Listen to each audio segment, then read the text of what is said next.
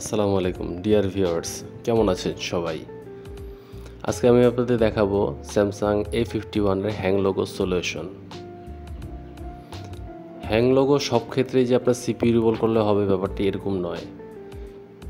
এই ক্ষেত্রে আমরা প্রথমে ডিসপ্লেতে জাম্পার করে দেখব। দেখুন আমি ডিসপ্লেতে জাম্পার করার চেষ্টা করছি।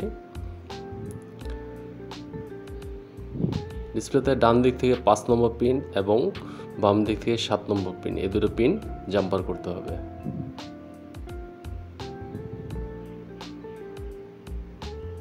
জাম্পার করা হয়ে গেছে। এখন ইউভি গ্লু দিয়ে সাপোর্ট দিয়ে দিব।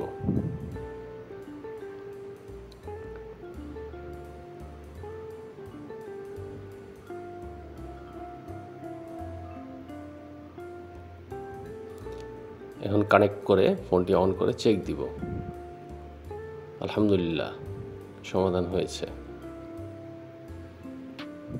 আসসালামু আলাইকুম।